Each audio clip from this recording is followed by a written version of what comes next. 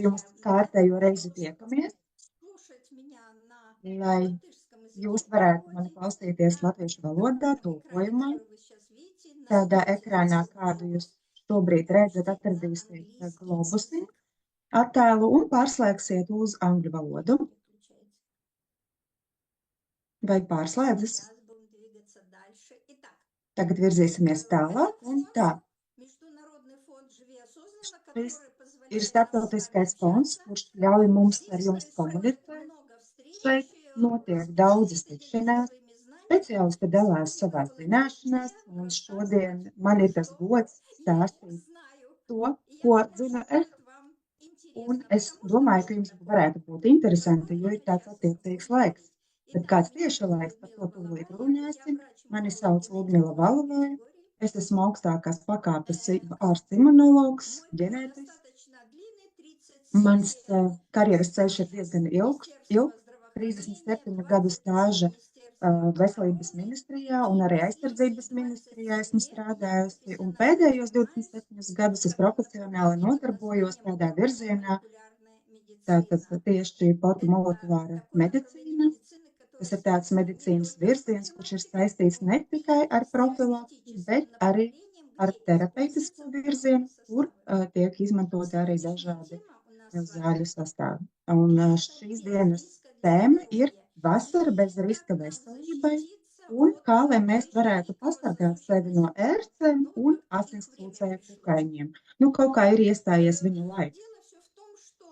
Lieta tāda, ka mūsu planētā, cik vispār ilgi pastāv, vienmēr ir notikušas dažādas klimatiskas izmaiņas, bijuši tropiki ar dinozauriem, un tad bija ledāji ar mamutiem, un vienmēr kaut kas ir noticis, un tas viss ilga tūkstošiem gadu, bet varbūt pat miljoniem gadu, bet pēdējā laikā kaut kā tās klimatiskās izmaiņas ir laikā pātrinājušās, un sanāca tā, ka vienas paudzes laikā mēs redzam šīs izmaiņas. Un te, protams, to veicināja ļoti daudz dažādi faktori, bet šodien par to nerunāsim. Taču, ko es vēlētos pateikt, kas ir piesaistīts mūsu tēmai?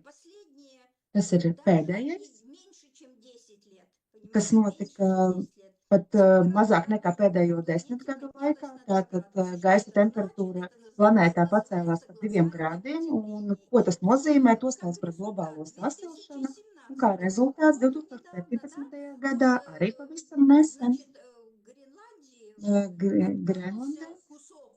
Tātad viens milzīgs ledus gabals, kas ir 1 kilometru liels, bija tātad atdalījies no Grenlandes, un 19.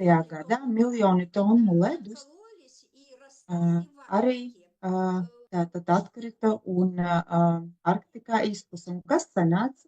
Okeānā tātad parādījās silts ūdens, tātad virziens, kas ir ļoti svarīgi, un tātad pēdējās tās izmaiņas, kas ietekmēja klimatu, šajā slaidā jums vajadzētu to redzēt, 6. jūnijas 2023. gadā.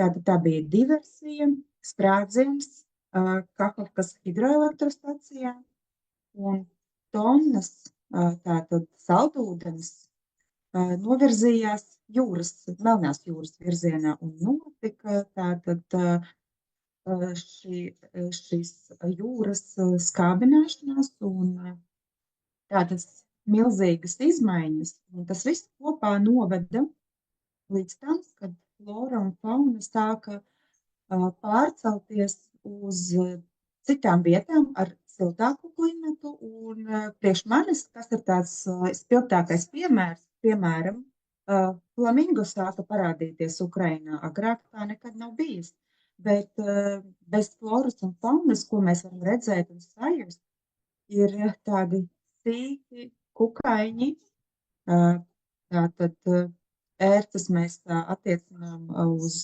tādiem kukaiņiem, kas arī sāka tātad pārcelties, pārvirzīties, un to skaits būtiski palielinājās, ja mēs to salīdzinām ar to, kas bija agrāk. Un lūk, tātad tie ērču izplatības areāli, kur tās ērces mīt. Tātad lieta ir tāda, ka ērces, kuras mēs, tātad, kas mums būtu jāzina par ērcēm? Kad ērcēm patīk brokastis tādas, piemēram, ar to rīta kafiju, tātad līdz 11.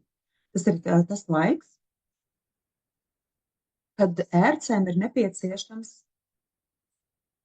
kādu apēst, tātad apēst kaut kādas brokastis. Tālāk, bez tam, ērces tātad uzbrūk biežāk dienas pirmajā pusē, tās atrodas tātad zālējā, tātad uz zāles ne augstāk par 50 centimetriem un dažreiz uzrākas uz tādiem sīkiem krūmiem,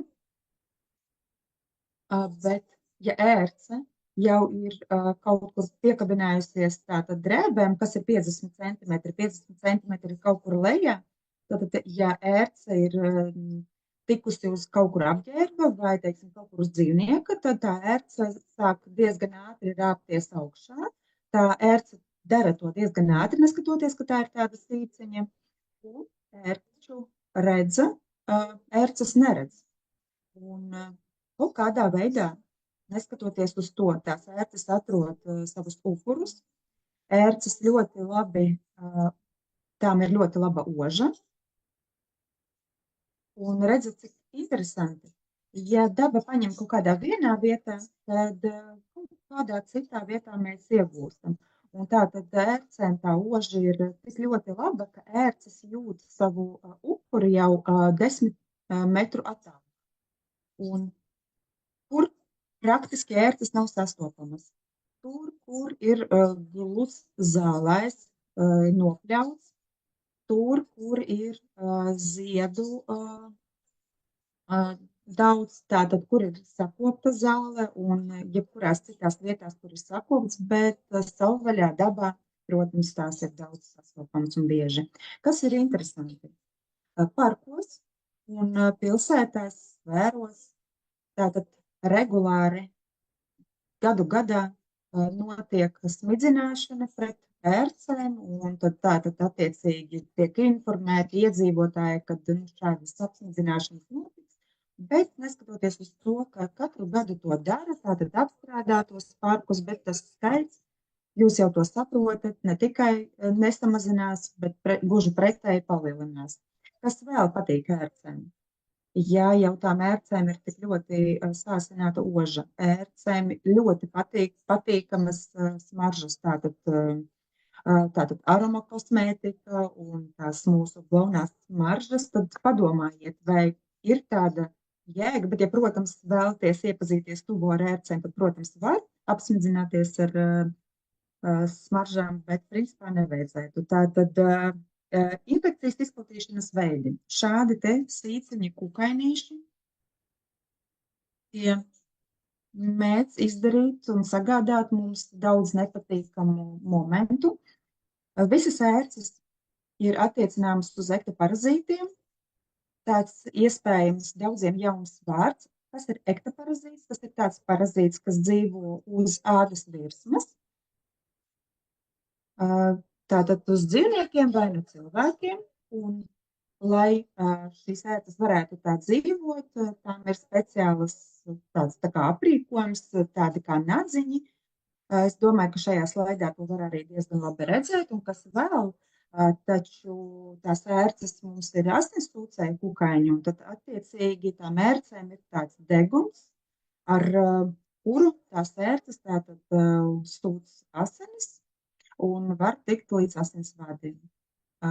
Tās ērces uzņemt asinis priekš sevis. Tātad vairošanās veidi ērcēm un kā tā infekcija tiek izplatīta ir šādas.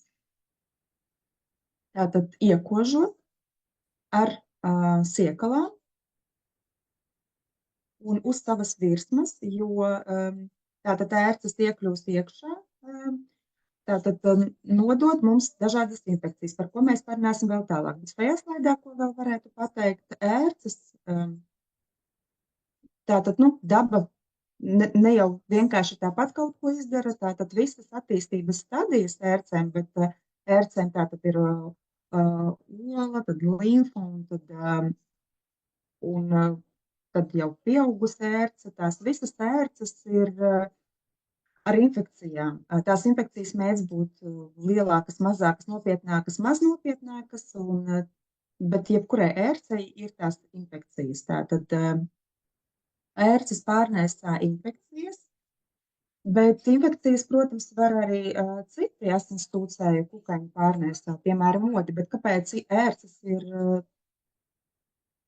netik drošas kā odi, piemēram? Jo tās, piemēram, ērču olas ir daudz spēcīgākas un skaidrs, protams, ka tā infekcija uzreiz ātrāk mums iznāk ārā. Tātad ērcei visi posmi, katrā ērces attīstības stadijā ir kaut kādas infekcijas. Un ērču mātītes prot tātad nolikt tās savas olas jau inficētas. Tātad vēl nekas nav izaudzis, bet jau šī ola ir ar infekciju. Tā ir tāda īpašība, un tas ir svarīgi, un to ir svarīgi atcerēties. Savukārt, kad notiek tieši pats ērces kodiens un kā tas notiek, kas mums būtu jāzina? Kur vispār tās ērces ir, kur mēs varam tās sastapt? Jā, tātad uz zāles, bet ne vienkārši kaut kur mežā, bet gar celiņiem, gar ceļiem parkos, un jo vairāk pastaigājas cilvēku, piemēram, pastaigājas ar sunīšiem, jo vairāk tātad ir to cilvēku un suņu, jo vairāk ir barības priekš ērcēm, un tad attiecīgi tie ērču restorāni ir gar jebkādiem ceļiem. Tās īpašības ērcēm ir tādas, ka tās ķermenis ir tik ļoti liels, bet pati galviņa un ar pašu degunu ir tik ļoti maziņas, ko nevar nemaz pat pamanīt. Bet oža, kur tātad ērces var sajust to smaku mūsu, tās spējas sajust aromātus atrodas uz priekšējām kājiņām, un tad no rīta uzkāpjot uz lapiņas, uz kaut kādas zālītes no rīta, tātad, kad, piemēram, mēs pastaigājamies ar sunīti, tad tik līdz 10 metru attālumā ērce ir saodusi sunīti, tad uz tām kājiņām ir tās ožas, tie ožas gali, un tad tik līdz ērces sajūt to smaku, tad sākas tāda kā erotiska deja uz šīs zālītes, un attiecīgi šī ērce dejo, gaida, un it kā vilina pie sevis. Un tātad savu lanču, savu brokastu laikā, kad tas notiek, tātad aizķeras aiz suņa spalvas vai, piemēram, kaut kur pie apģērba pieķeras, un tad uzkāpjas diezgan augstu un diezgan ilgi. Dažreiz tā rāpšanās aizņem vairākas stundas, kāpēc ne uzreiz kaut kur iekož. Tāpēc, ka ērce meklē tādu vietu, kur nav apģērbs, tātad, lai būtu kaila āda, vai, teiksim, kaut kur uz vēderiņa mūsu suņukam, kaut kur ādai jābūt plānākai. Nav vienkārši tā, ka ērce ir uzkāpusi uz puikas ādas un uzreiz iekožas. Nē, tātad tai ādiņai ir jābūt plānākai. Un tādās vietās, kur tātad ir augstāka temperatūra, tātad tas nozīmē, ka tuvāk pie asinsvadiem, kur jau attiecīgi ērce varēs ātrāk un tuvāk sasniegt to asinsvadu.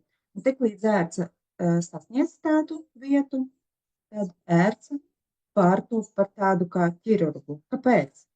Tāpēc, ka atrodot attiecīgo vietu, paralēli notiek tātad tas, kad ērce izdala tādu kā anestēziju, ka cilvēks nejūt to pašu kodiena brīdi, un tālāk tas deguntiņš kā skalpelis sagriež ādu un jau ar galvu iedziļinās lejā un sasniedzot asinsvadu, kur ir asinis attiecīgi, piestiprinās ar savām siekalām, bet tās siekalas ir kā superlīme.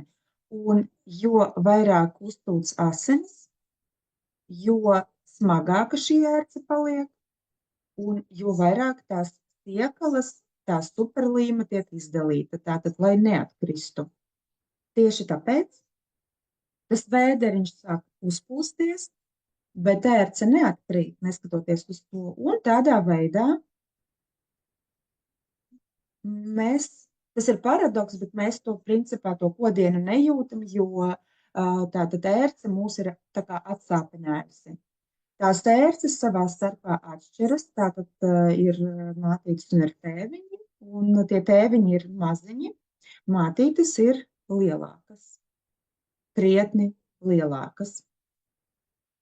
Tātad bez tam asinis uzņem, tātad, lai runātu par to, kas mūs visvairāk sarūktina, ne tikai jau tādi nobriedušas ērces, tad, kad viņas jau ir sasniegušas to vecumu, kad tiek izsniegta pasa. Tātad tajā vecumā, kad ērces jau var vairoties, un tieši tajā stadijā ērcēm ir jāuzņem asinis. Tālāk, ja mēs runājam par ērču meitenēm, mums tās ir vairāk bīstamas. Mātītes, izbedējušās mātītes sver 2 līdz 15 miligramus, bet kad apēd daudz asiņu, tad līdz 1200 miligramiem. Tātad grams un 200 miligrami. Iedomājieties tātad, kādas ir tās apetītes. Tātad izbedējusies mātīte, ja viņa ir stāvokli, tad tā nesāks dzemdības procesu, līdz tā nebūs paēdusi. Tātad šis process tiek regulēts, tāpēc tēviņiem nepieciešams daudz mazāk asiņu, tāpēc viņi diezgan ātri jau piesātinās un atkrīt. Tādas ērces var atkrist, un mēs pat nemaz nevaram nepamanīt, ka ērce bija iekodusi. Taču tas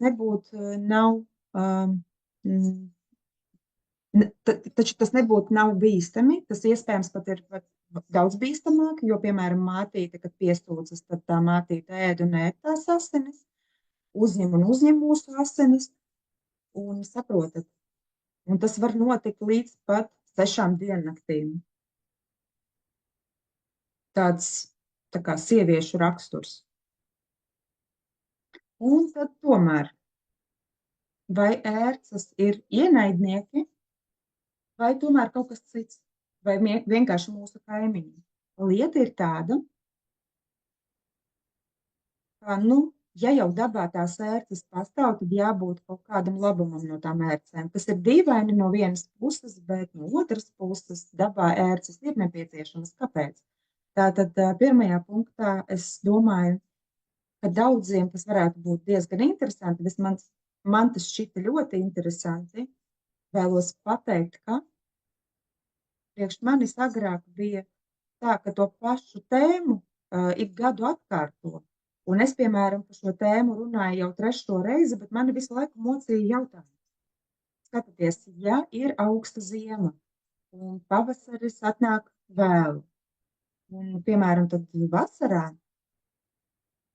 pašā pavasara beigās un vasarā, tā ir maksimāla agresija un tas maksimālais ērču skaits jūnijas, jūlijas, bet ja pavasaris bija agrīns un bija silts, tad kāpēc nevis tad tās ērces parādās lielā daudzumā, bet vienalga jūnijā, jūlijā?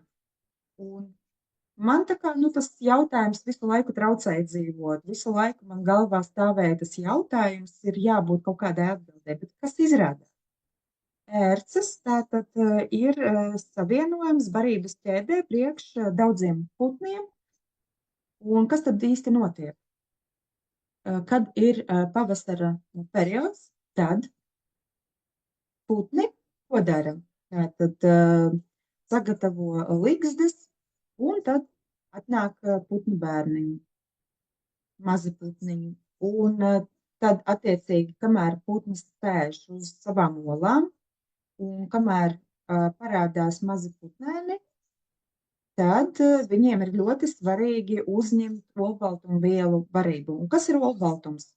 Tātad tie ir kukaiņi, tās ir ērces. Tie ir dažādi kukaiņi, un tātad jebkāda olbaltumvielu barība. Un sākumā tātad putnu tēviņas sākumā baro tās savas māmuļņas, kas baro tos mazos putnēnus, un tātad baro ar to olbaltumiem bagātu pārtiku, dažādiem kukaiņiem. Un kad jau putnēni sāk lidot, tad tie pāriet jau uz veģetāro barību. Tātad jau dažādi zirņi un graudi un rieksteņi. Un kad tas notiek? Pavasara beigās un vasarā, un tieši vasarā jau putni pāriet uz to veģetāro pārtiku. Un tieši tāpēc tas ērču skaits, protams, palielinās. Un ļoti slavens stāsts, kuru daudzi zina, kad Ķīnā 1957. 58. gadā tātad pasludināja zvirbuļus par bada ienaidniekiem. Kāpēc? Jo kāds bija paskaidījis, ka viens zvirbulis savas dzīves gaitā apēd 4 kilogramus rīsu, tāpēc tas ir ienaidnieks, kurš ir jāiznīcina, un pilnībā masveidā iznīcināja zvirbuļus. Pāris gadu laikā iznīcināja visus zvirbuļus. Es nestāstīšu, kādā veidā, tas tiešām to var uzzināt internetā, visu var tagad atrast, bet ar ko tas beidzās? Ka vēlāk Ķīnai bija jāiepērk miljoniem zvirbuļu, jo iestājās tāds bads, bet kas bija noticis? Notika lūkas. Zvirbuļu nebija, un ērces, un dažādi citi kukaiņi, visi tie sīkie kukaiņi tik ļoti daudz izplatījās, ka pilnībā visa raža bija iznīcināta, un tieši tad sākās šausmīgākais bads. Tagad mūsu dienās.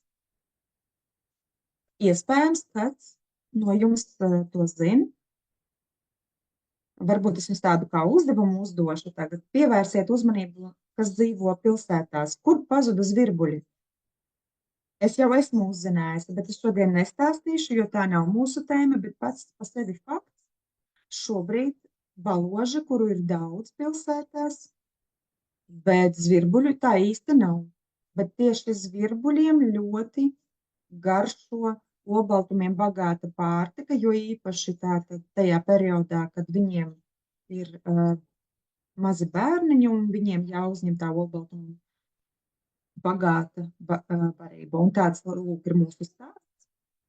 Un tagad mēs uzzinājām, kādu svarīgu lomu tātad ērces lomu spēlē barības ķēdē. Nākamais. Tātad ērces ir dažu kukaiņu attīstības stadija. Jā, tie piedalās tajā stadijā. Tātad ērces pārnēsā daudzus mikroorganismus, tādus kā baktērijas, vīrusus un spirahēju un dažādus stārpus.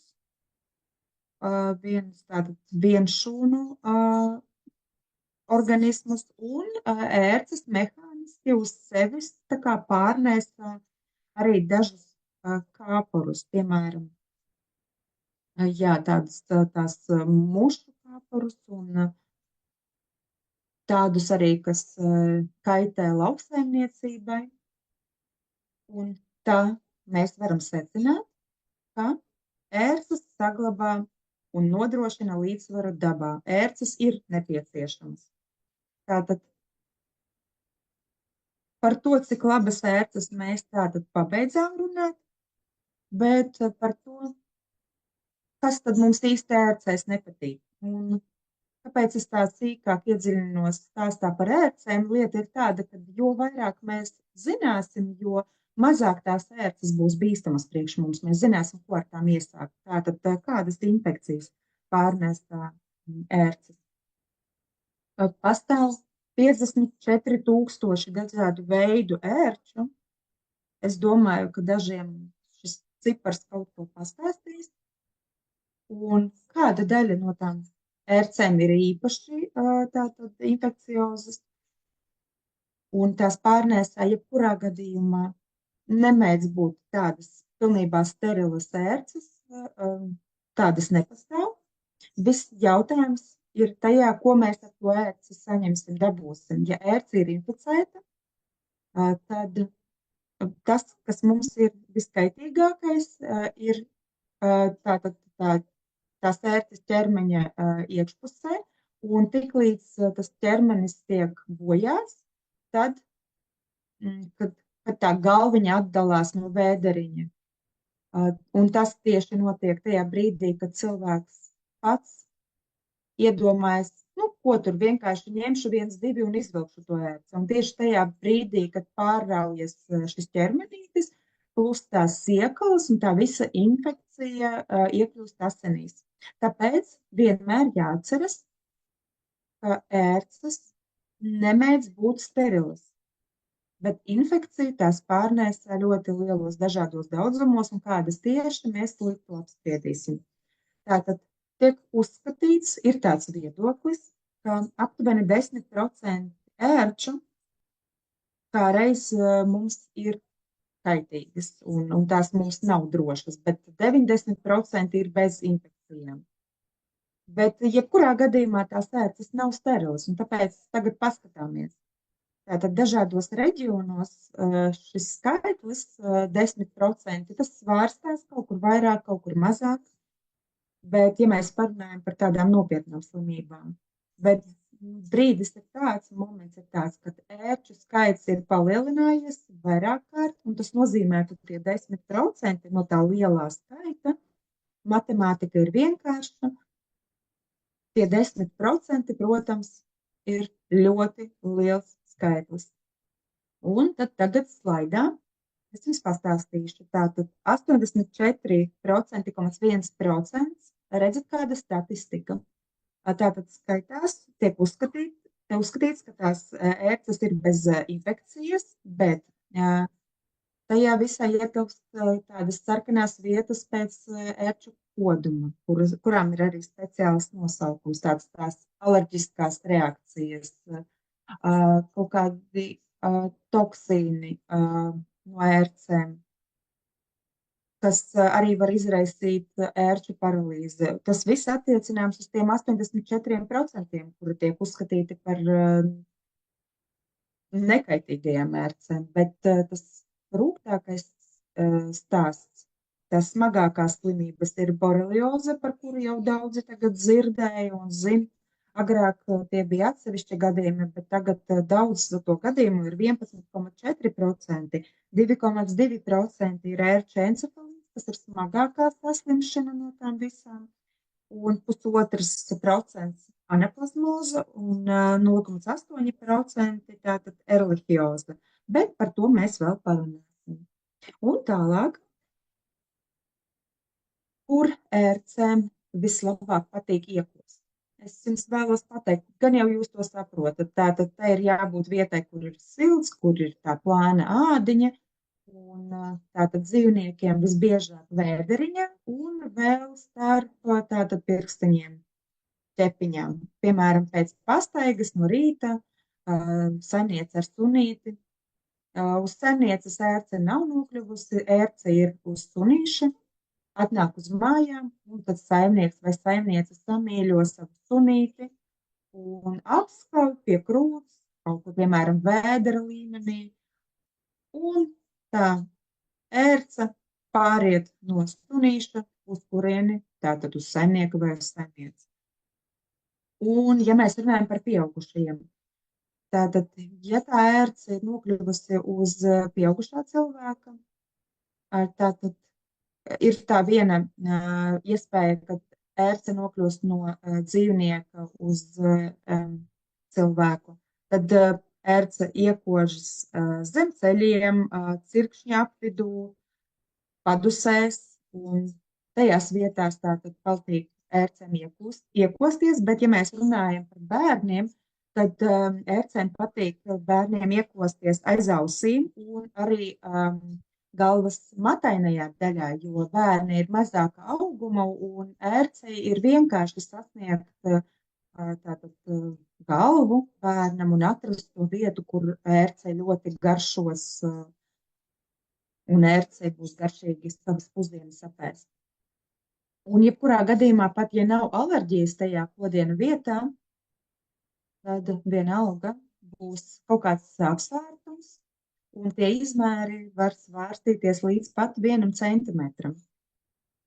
Bet, tagad tās saslimšanas, kuras mums vispār nav nepieciešamas, tātad tā ir borelioze, tātad pievērsiet uzmanību, es nedaudz tagad runāšu par slimībām, un to visu tātad mums nodot ērces, tas laima un boreliozes slimības izraisītais ir borelijas. Un vēl, kāpēc laima borelija to infekciju sauc, tātad tās borelijas, tā ir infekcija, kura tiek nodota kopā ar ērcēm 10 reizes vairāk un biežāk nekā citas infekcijas, visizplatītākās.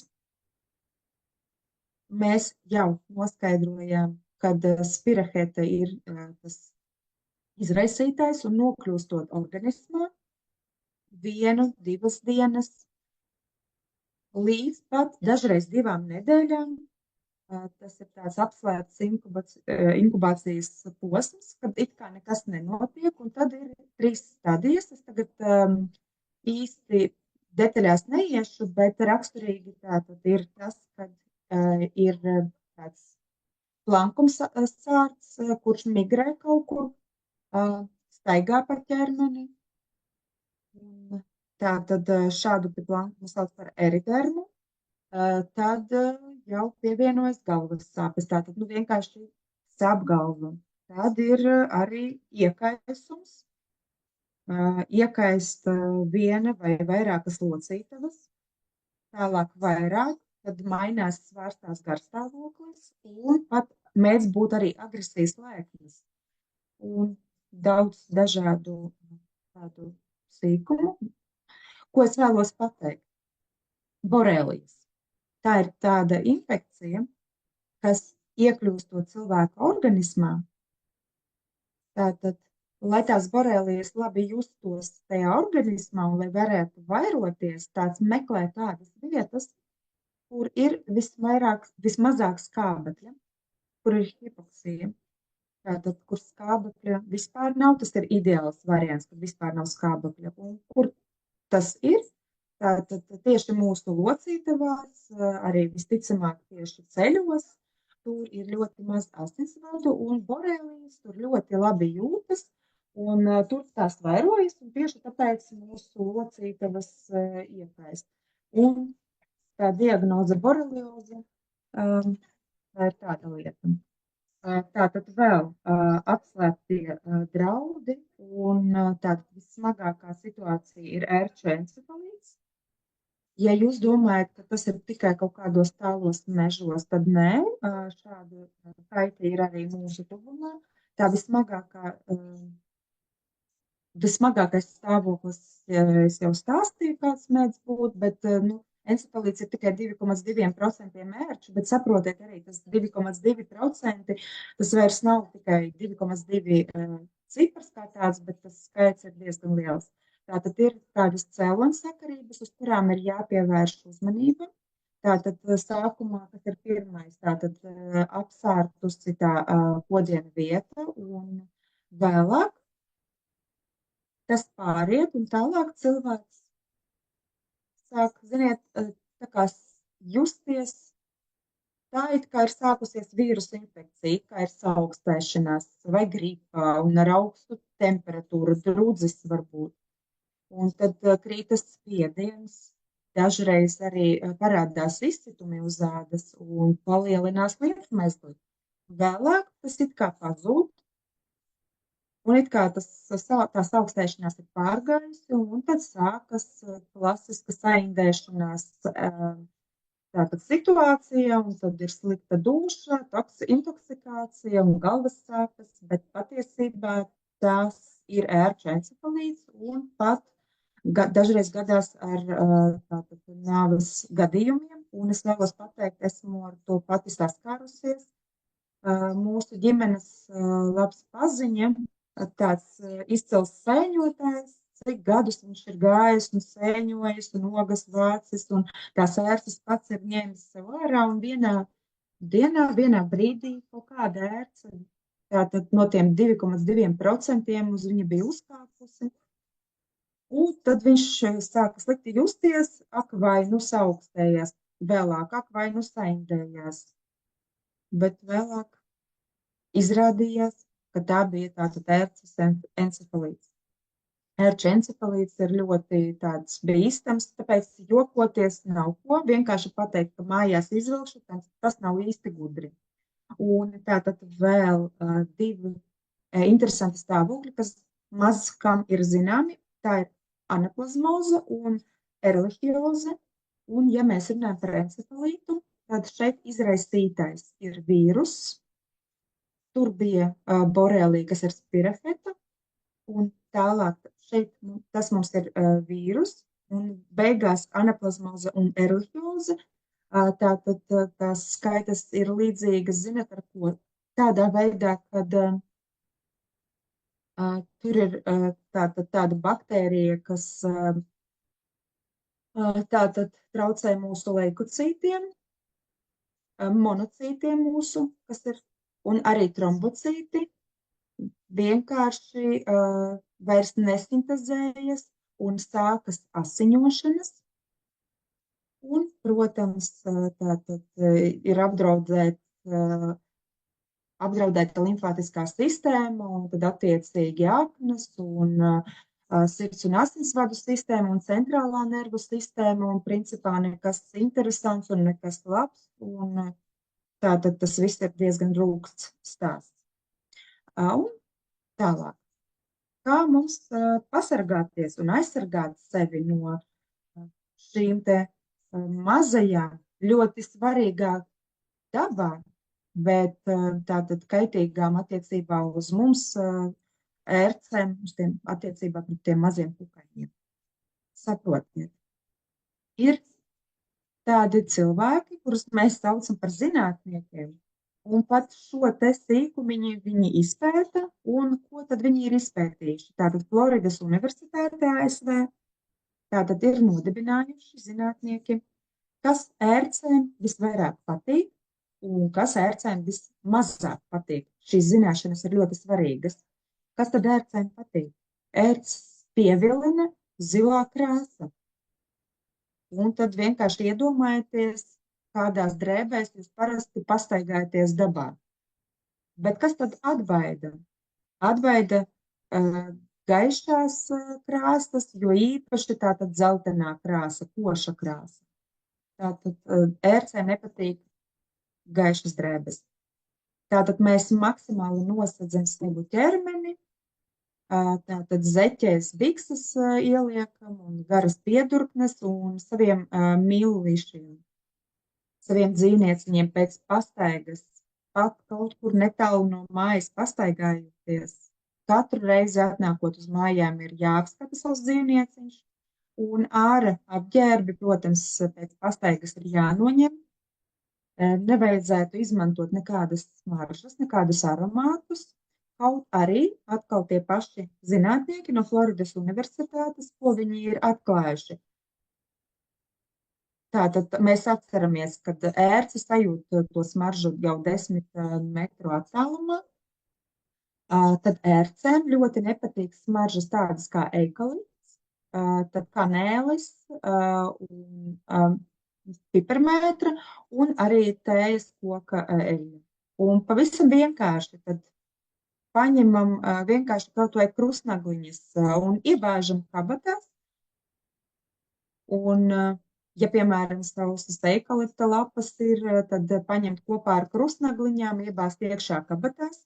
Protams, var arī kaut kādu tādu sarežģītāku variantu, un to var izdarīt, ja kāds dzīvo, teiksim, meža masīvā, tad izvārīt to visu, kas negaršo ērcei, un tad vienkārši reiz pirms pastaigas apsmidzināties. Protams, ir arī tie speciālie līdzekļi, kurus sauc par insekticīdiem un kuriem ir piemīt arī repelentu īpašības, bet lieta tāda, ka bērniem nevajadzētu, lai viņu drēbes būtu apsmidzinātas ar šādām vielām.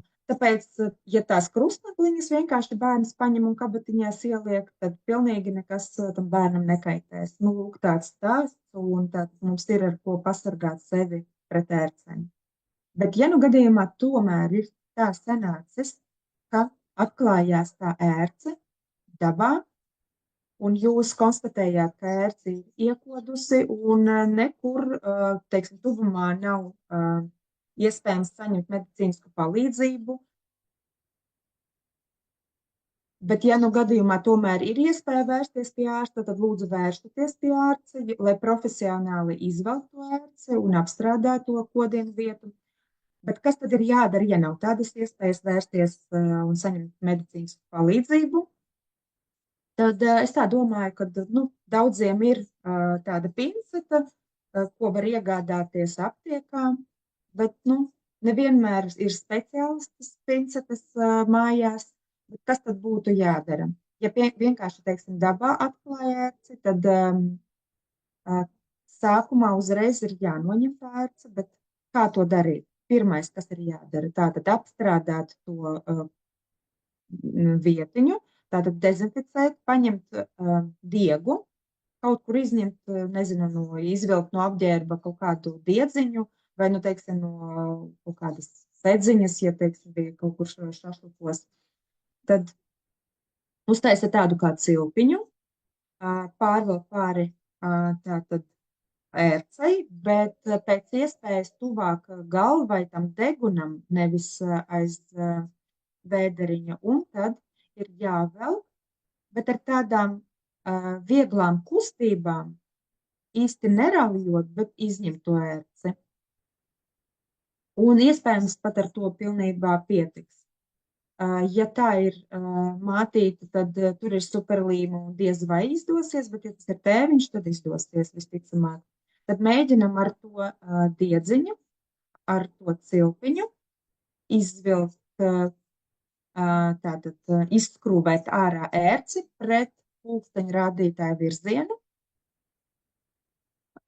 Tātad man joprojām šis jautājums ir interesants, kāpēc tieši tā, bet tātad mums ir jāizskrūvē šī ērce un jāpacenšas izskrūvēt. Bet ja gadījumā gadījās tā, ka tomēr sanāca noraut nost to vēderi, vai tā var gadīties? Protams, ka var. Tad paņemam kaut kādu adatiņu, tad dezinficējam to adatiņu un vēlāk vienkārši pacenšamies izvilkt to galviņu ar to degunu. Un tas ir ļoti svarīgi, lai tas viss nepaliek iekšā ķermenī zem ādas. Un lai vai kāda ir tur infekcija, tas nav svarīgi īsti, bet jebkurā gadījumā tās ērces ir infekciozas ar kaut ko, sterilas tās noteikti nav. Un vēlāk tātad to kodiena vietu mēs atkal dezinficējam. Es gribu pateikt, ka, protams, pandēmijas laikā mēs visi iepazināmies ar antiseptiskiem līdzekļiem. Katram somiņā ir tie antiseptiskie līdzekļi somiņā, un ideāls variants ir ielikt kaut kādā trauciņā to ērci un nogādāt uz laboratoriju, lai izpēta, vai viss ir izvilkts, vai tā ērce ir, teiksim, pilnīga, un vispār, lai tā tad izpēta, vai tā ērce ir kaitīga vai nē.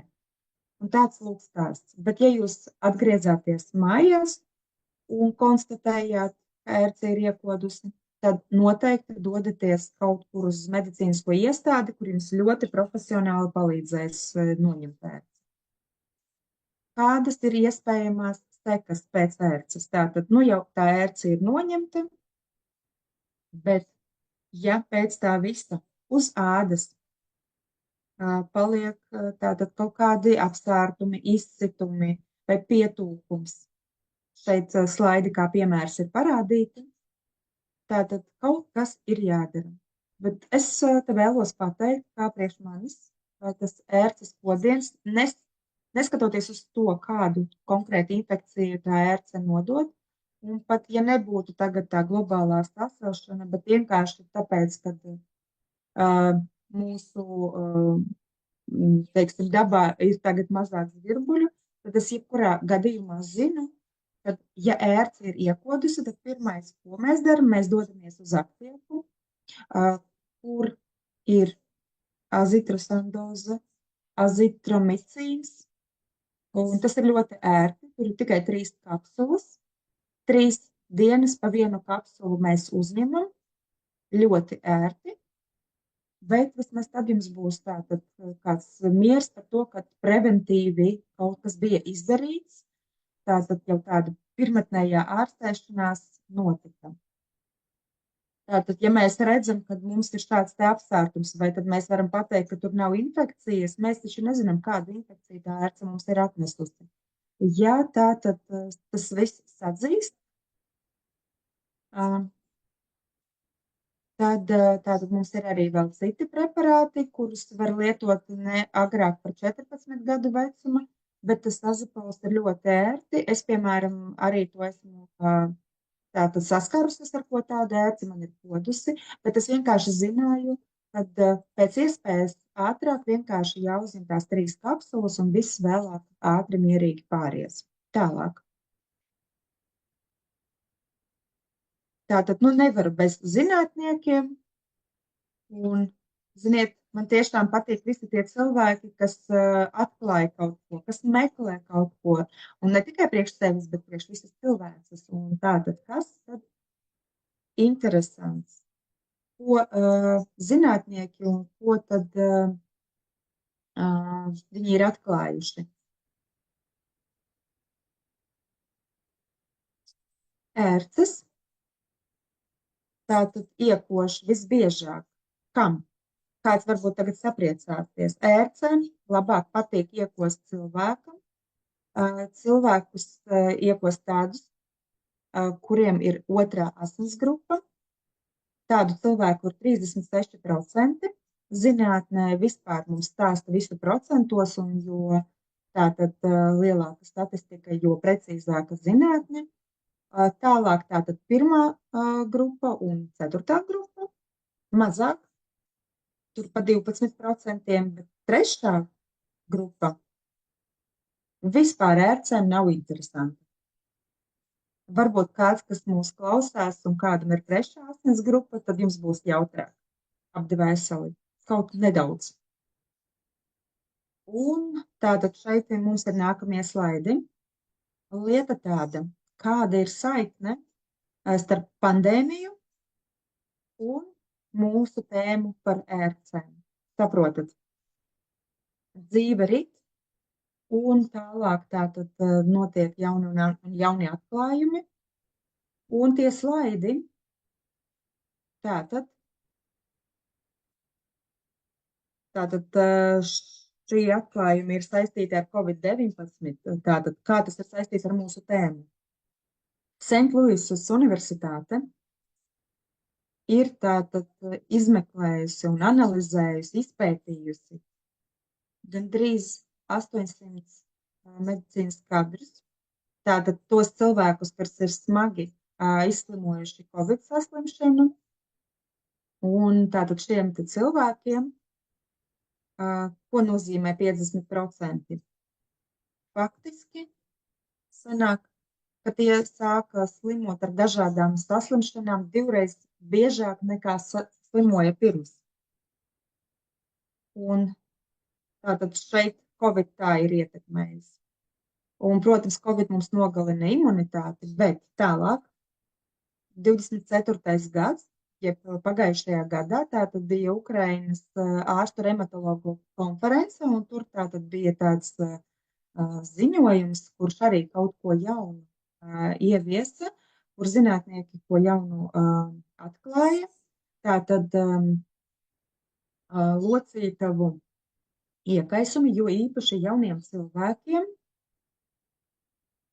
it kā to reimatologi tātad ir to visu izsvecinājuši un pētījuši, kad it kā reimatisms, kad tās locītavas bija saslimušas, bet tātad izslimojot Covid saslimšanu, sākās nekrotiski traucējumi, tātad vispār tās locītavas sāka birt un ir, un tātad šādi te sarežģījumi, komplikācijas ir no Covid. Un tad mēs zinām, kurš tad tur mums locītavās izmitinās borelijas. Un vēlāk Eiropas parlaments tātad pasludina memorandu par Covid-19, kur ir Covid un kur ir Eiroparlaments, kur ir memorands, bet tas viss mums tā kā nav skaidrs, bet izrādās, ka nu jau bija atklāts, tādā līmenī jau tas bija pieņemts, ka tās borelijas,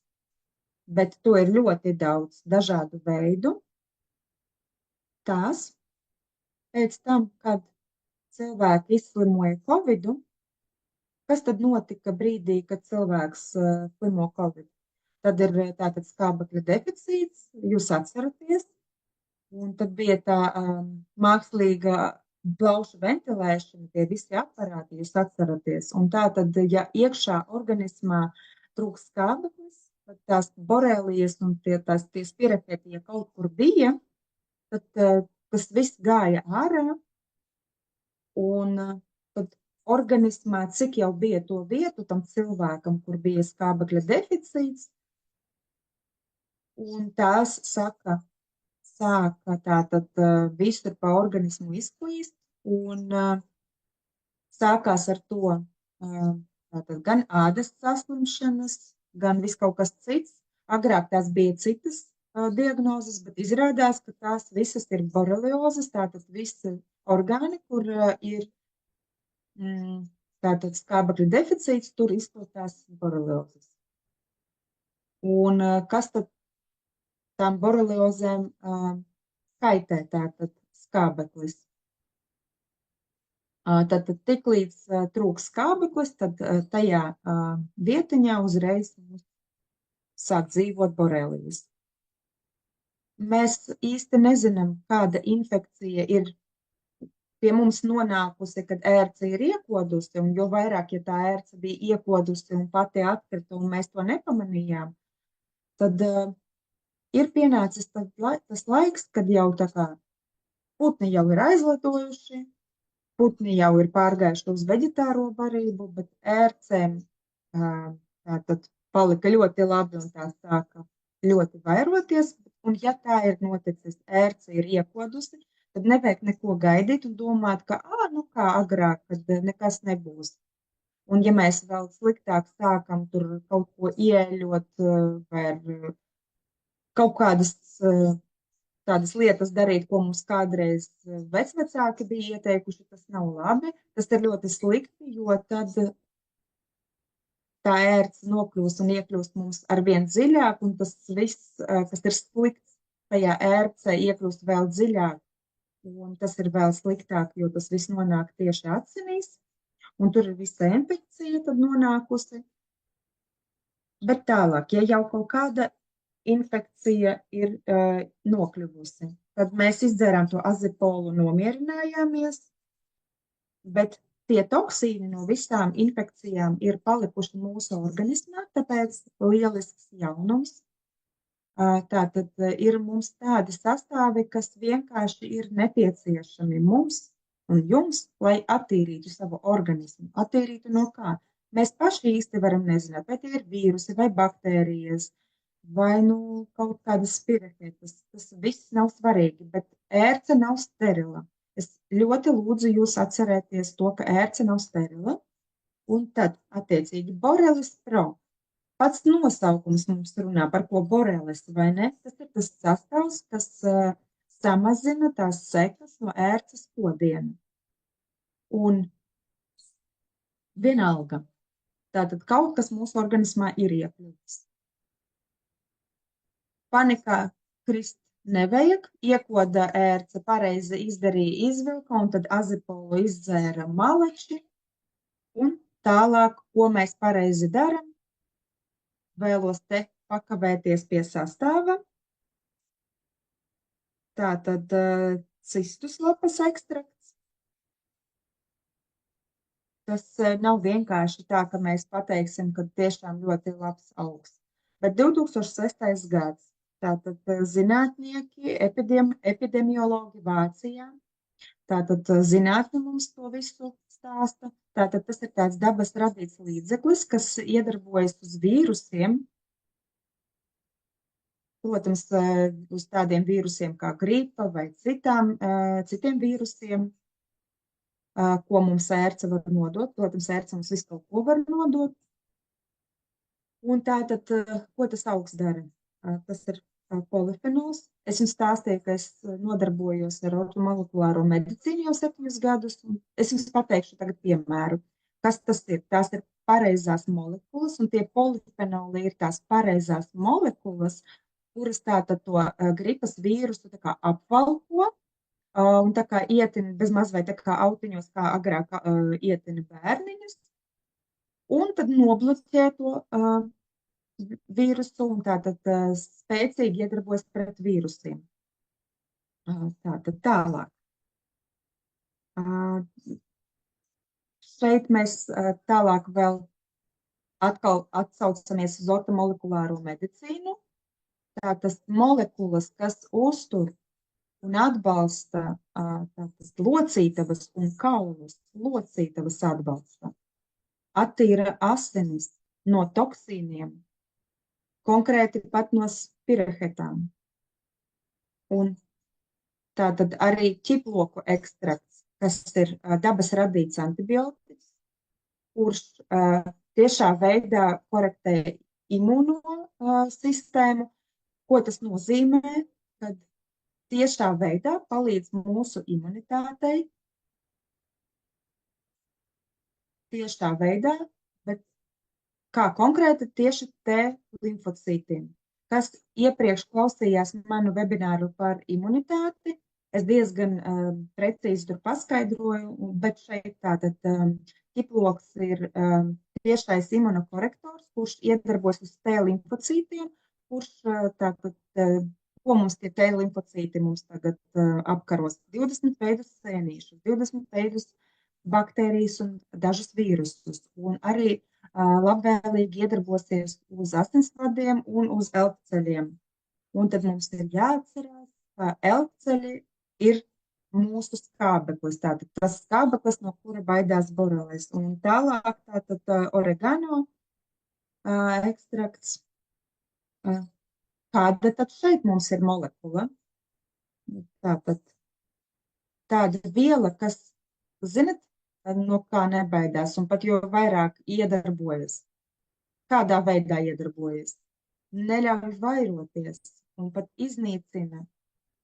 Un tad tātad visus parazītus un arī vienšūnu tātad parazītus. Atcerieties, es jums stāstīju, ka tie ir saistīti arī ar ērcēm. Tātad to visu, šī molekula, karvakola molekula, to visu iznīcina. Un arī patentēts maisījums, kas atbalsta imūnsistēmu. Un tas viss tātad mums palīdz atbrīvoties no toksīniem. Un tātad vēl augs, tātad Japānas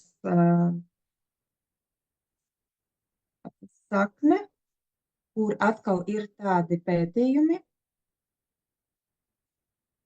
kur dažādu zāļu sastāvi, kas mazina iekaisuma procesus, un tie ir tādi, kas par 25%, tātad par 1/4 tātad atvieglo iekaisuma procesus. Un tādu zāļu ir 158, un tātad mūsu tātad Borelis Pro sastāvā Japanese Nutrit ekstrakts ir tieši 14. vietā. Un to visu sastāvu es jums precīzi pastāstīju, tāpēc, ka tieši tagad katram mājās tātad šim te līdzeklim ir jābūt katram pie mums mājās. Un nākamais, tātad ProImmuno. Pats nosaukums, jā, tātad, lai atbalstītu imunitāti, šeit, kas ir interesanti.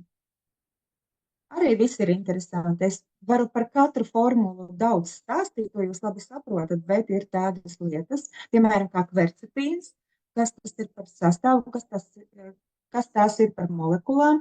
Tātad tā ir dabīga viela, bioķīmiska viela, kas principā ir attiecināma uz bioflavonoīdu grupu. Tātad, ko tas kvercetīns dara? Tātad tas pastiprina vitamīna C uzņemšanu, par ko mēs vēl parunāsim. Tālāk ļoti svarīgi, tātad pastiprina mikrocirkulāciju un pastiprina arī skābekļa vielmaiņu. Es domāju, ka vēl sīkāk, vēl vairāk detaļās mēs to neapspriedīsim, jau esam to apsprieduši. Un tātad, protams, tas novērš rezultātā iekaisumus. Un kopā ar cinku, kas šeit ir atrodams organiskais cinks, tas viss neļauj vīrusam iekļūt iekšā.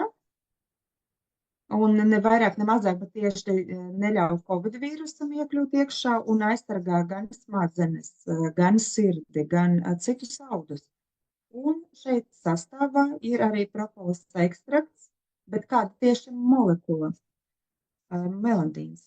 Tātad tas ir pret sēnītēm un pret vīrusiem. Tātad tas viss, ko, protams, ērce mums nedod kaut kādu garantiju par to, kad esmu jums atnesis to un to. Ērce var atnest pilnīgi visu kopā, komplektā, un šeit tieši mums labi noderēs ProImmuno. Protams, šeit ir arī inulīns, un tas ir tāds sastāvs, kas stimulē darbību un attīstību pareizai mikroflorai mūsu zarnās, un tas viss kopā nostiprina kopīgo imunitāti. Un šeit tālāk mēs nonākam pie Vita C, kas ir tāds sastāvs, kurš, ko lai te pasakam? Nu, Vita C jūs, protams, visi labi pazīstat, pats nosaukums ir skaidrs, kā sastāvā ir tātad augi, kas satur C vitamīnu. Tātad šeit ir naturāls, dabīgs sastāvs, koncentrēts. Ko nozīmē koncentrēts? Tas nozīmē, ka ir jāšķaida, jo es akcentēju. Tātad koncentrēts sastāvs 100% dabīgs, kurš ne vienkārši ir dabīgs, bet ir tāds arī vārds herāls. Tātad, ka molekulas ir tādā stāvoklī, kā augam. Un tas mums savukārt ļauj tātad uzņemt ne mazāk, ne vairāk kā 95% no vitamīna C, bet jūs zinat, ka vitamīns C ir tieši tas, kas mums organismam ir ļoti nepieciešams, ko mēs nevaram sintezēt un ko mēs varam iegūt tikai un vienīgi no dabīgas pārtikas.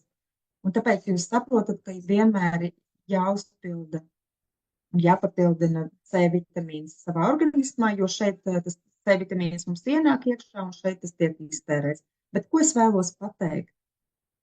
Tas vitamīns C, Vita C sastāvā. Tur ir kreisais izamērs L, jo ir vēl arī D, labais izamērs, kurš ir sintētiskais analogs. Un tas L kā reiz ļauj mums labi uzņemt vitamīnu C, un mums ar jums, mēs taču principā visi sastāvam no molekulām. Ja ir jauns un vesels organisms, tad 90% no mūsu molekulām tajās atrodas kreisais izamērs un 5% labais izamērs. Un jo vecāks kļūst cilvēks, jo vairāk cilvēkam uzkrājas dažādas kaitas, un tad sākas tas līdzsvara tātad svārstības, un to labo izomēru kļūst arvien vairāk, bet ar to kreiso molekulu kļūst arvien mazāk, un tad bojājas tā simetrija. Un galu rezultātā, kas notiek mūsu organismā, mēs sākam novecot, sākam slimot, un tie visi skaitļi sāk mainīties. Un tātad kaut kur jau augšā, protams, mums tā dzīves līnija ir jau beigusies, bet mēs neskumsim. Mums ir vita C, kas mums nodrošina to kreiso tātad molekulu, un tas ir vienkārši atradums. Mēs tādu pudelīti saglabājam mājās leduskapī, tātad ir arī sausā formulā pieejams produkts. Kādreiz mēs līdzi ņēmām tos dezinfekcijas līdzekļus, tad šobrīd mēs varam ņemt līdzi to vita C, kas ir jāatšķaida ar ūdeni, un arī šķidro formulu arī jāatšķaida. Kas vēl ir jāatceras? Jāatceras, ka vitamīns C daudz ko dara. Tas ir svarīgākais antioksidants, un tas palīdz cīņā ar onkoloģiju, bet vēl vitamīns C piedalās sintēzē fluorokotizona sintēzē. Un tā ir tāda viela, kas tātad mums cīnās ar dažādiem parazītiem. Un ja mums pietrūks vitamīns C, ja vitamīns C aizies uz kaut kādiem citiem procesiem organismā, bet nepietiks tātad tai sintēzei, tad mums sāk parādīties dažādi parazīti. Vai tas mums ir nepieciešams? Es domāju, ka gan jau nē. Un tad tālāk nākamā formula, aloes, kas arī ir ļoti interesants dabīgs sastāvs, bet šis sastāvs nav koncentrēts, tāpēc nav jāatšķaida. Tātad te ir tās dabīgās īpašības fitosanācija, fitoremediācija, tātad organisma dabīga attīrīšana, šķidrā veidā 100% dabīgs no Meksikas alvejas. Un tātad no Meksikas alvejas gan sula, gan mīkstums, un tātad tas ir ļoti svarīgi. Un trešā sastāvdaļa mums šeit ir oregano, par ko mēs jau pirms brīža runājam, kur atrodas tas karvakrols, kas ir tā molekula, tas ir tāds organiskais savienojums, kas iedarbojas antibakteriāli. Un vēlos vēl pateikt, kā tas karvakrols tajā alvejā, tas aktīvāk iedarbojas nekā 16 dažādi antibiotiķi. Vienkārši iedomājieties. Aktīvāk un efektīvāk nekā 16 antibiotiķi. No vīrusiem, sēnītēm un pat tuberkulozes. Iedomājieties, vienkārši tā ir māte daba. Tā ir tā ortomolekulārā medicīna, kur tu zini, kādi tie sastāvi un ar ko vajadzētu savienot dažādus augus.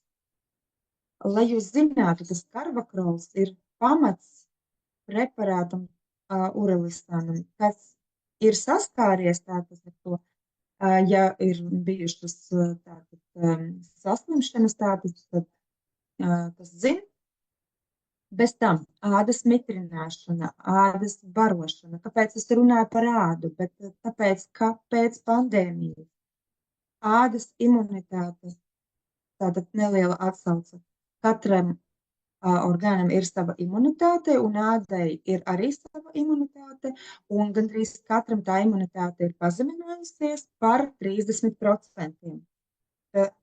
Tātad tie dati arī ir oficiāli dati, un, protams, kas ir tas īpašs, nevar jau būt tā, ka dolai vienkārši kaut ko izdara, bet ir vēl tāda odziņa. Tātad šeit ir B grupas vitamīna, bet arī B12 šeit ir.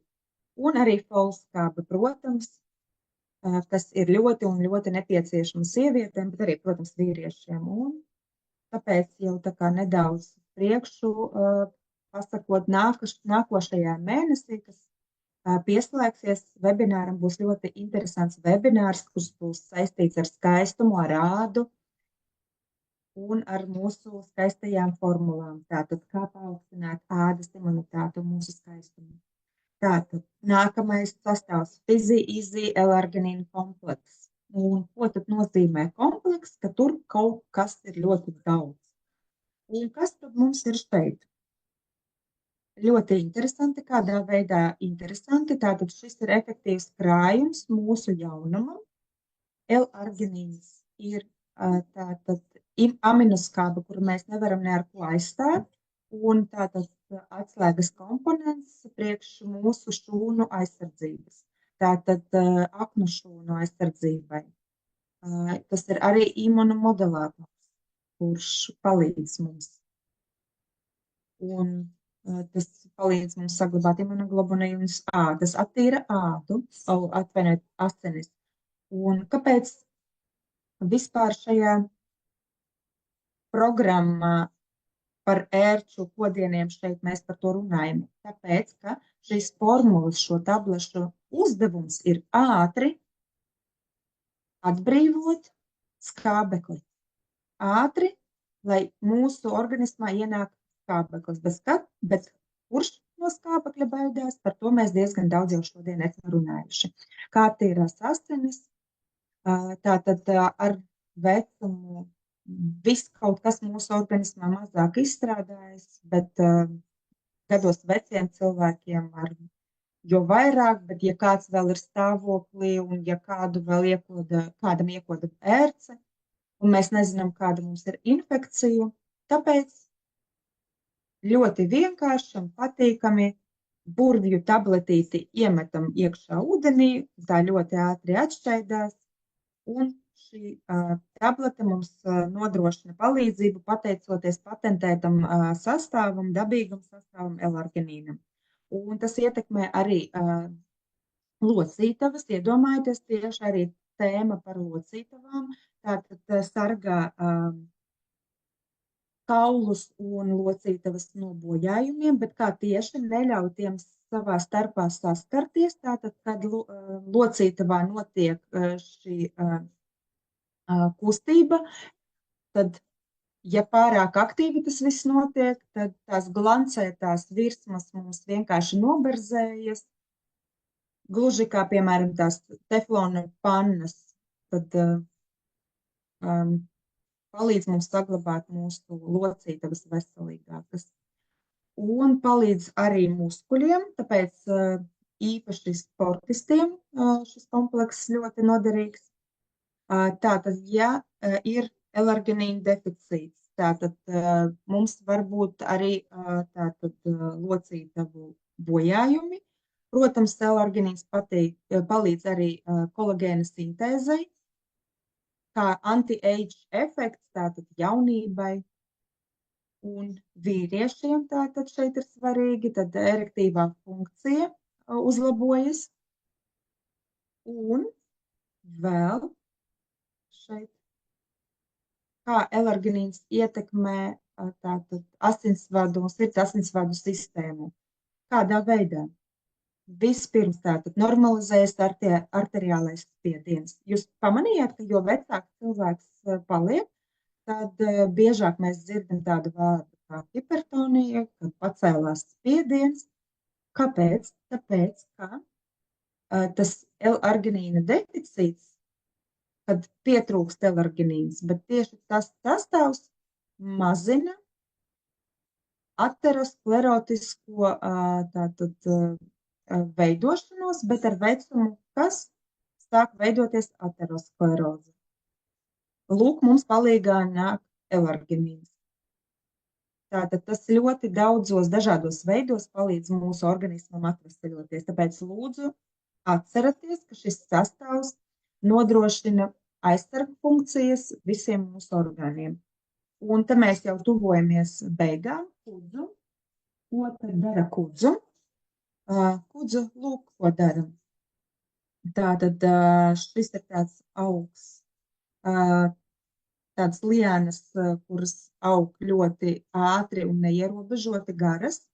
Un kas šeit ir ļoti svarīgi, kad kāds uzņēmums tātad laiž produkcijā pārtikas vitamīnus, tad ir ļoti svarīgi, lai šīs vielas visas palīdz uzturēt imunitāti. Un šī te liana, šī te kudzu ir tāds augs, kas aug savvaļā. Un tātad mums ir ar ko lepoties, un ko tas augs dara. Tātad tam ir antibakteriāla iedarbība, tas iedarbojas pret mikrobiem, un Ķīnas medicīnā to izmantoja pēc saskaņā ar pierakstiem, kas kaut kādos veidos saglabājās. Tātad ir zināms, ka 2000 gadu garumā tātad šo kudzu izmantoja regulāri. Tas pastiprina vielmaiņas procesus gan kaulu audos, un tur pastiprina metabolismu un pastiprina arī organisma detoksikāciju, jo, protams, visi tie toksīni, kas ir nonākuši organismā, protams, arī no visādiem mikroorganismiem, kurus mums ir atnesuši sērces, bet starp citu arī odi, par ko mēs nedrīkstam aizmirst, kopā ar odiem mūsu asinīs arī daudz kas nokļūst. Un arī gan jau borelijas nokļūst ar odu kodieniem. Un tāpēc ļoti svarīgi, lai tas detoksikācijas process, tā funkcija darbojas ļoti aktīvi, un tajos stāvokļos, kad ir dažādas alerģijas, un īpašības ir tādas, arī palīdz apkarot stresu, antistresa efekts. Man šķiet arī šodien to paziņoja kaut kādā medicīnas raidījumā, kur esmu klausījusies, ka 80% no cilvēkiem pat dažreiz nejūt un nesaprot, bet principā cilvēki atrodas stresa situācijā, organisms atrodas stresa situācijā, un tas nozīmē, ka tas viss ietekmē mūsu imunitāti. Un tātad, ar ko mūsu kudzu atšķiras no dažādām citām kapsulām? Tātad to var uzņemt starp ēdienreizēm, tātad nevis kopā ar ēdienreizi, bet intervāls jāizdara, un starp ēdienreizēm tas jāuzņem. Un tātad ar spirulīnu tas arī ļoti labi iedarbojas kopā, kuru es jūs iepazīstināšu. Tātad šīs ir mikroaļģes, kuras šeit šī formula, tātad mums gandrīz uz 50% uzņem organisms, un šis ir avots ļoti lielam mikroelementu daudzumam, skaitam, un šeit varu minēt tādu skaitu, principā līdz 2000 dažādiem mikroelementiem, kas ir ļoti nopietni, un tātad spirulīnas uzņemšana nodrošina arī locītavu iekaisumu mazināšanos. Kad mums ir artrīts, spirulīna pagarina jaunību un piebremzē novecošanos. Mēs arī pateikt, kad kā var saprast, kad vecums nāk. To mums pasaka locītavas. Locītavas ir tas rādītājs. Kā lai to pasaka? Vai mēs vēl esam jaunības procesā posmā vai jau novecošanas posmā? Tātad tas ir adaptogēns, tas izlīdzina tātad skābju līdzsvaru, un ja cilvēkam ir problēmas ar sirds asinsvadu sistēmu, tad regulāri jāuzņem spirulīnu. Un tas ir labi, ka mums ir tas līdzeklis, ko mēs varam lietot. Kas vēl tālāk mums šeit varētu būt tāds svarīgs? Kā lietot spirulīnu? Lietot šādi. Jāuzdzer, jo tā ir aļģe, tad jāuzdzer ar lielu ūdens daudzumu. Tātad nevis 2 vienkārši maziņi malciņi, nevis pusglāze, bet droši var uzdzert ar glāzi ūdens. tiem, kam garšo kafija. Intervāls starp kafijas uzņemšanu un spirulīnas uzņemšanu nemazāk kā 30 minūtes. Ja mēs runājam par pienu, tad aļģiem vispār nepatīk piens neutralizē to iedarbību, tāpēc laikā, kad mēs uzņemam spirulīnu, vajadzētu atteikties no piena. Tālāk, tātad spirulīna mazina alkohola, tieksmi uz alkoholu. Ja kāds vēlas apkarot savu tieksmi uz alkoholu, tad iesaku spirulīnu. Un arī palīdz cīnīties ar svaru. Šī ir tātad pilna programma tajā laika posmā, kad mums ir aktīvas ērces. Un atceramies, ka ērces nemēdz būt sterilis. Jebkurā gadījumā tās mums atnes kaut kādu infekciju. Tātad ērci mēs izņēmām, izdzērām azepolu, un tā ir programma, kad mēs varam iztīrīt pilnīgi visu, vai tie ir vīrusi, vai tās ir baktērijas. Šī programma mums nodrošinās visu, un vēl katrai šūniņai piegādās skābatu. Un tātad mūsu informāciju jūs lieliski saprotat oficiālās lapas Facebookā, Instagramā un tā tālāk. Un katram, kurš ir Duolife kluba biedrs, katram ir savs kabinets, kur jūs varat iegūt informāciju un tātad visu veidu informāciju, ko tik vēlaties iegūt. Un tagad liels paldies katram no jums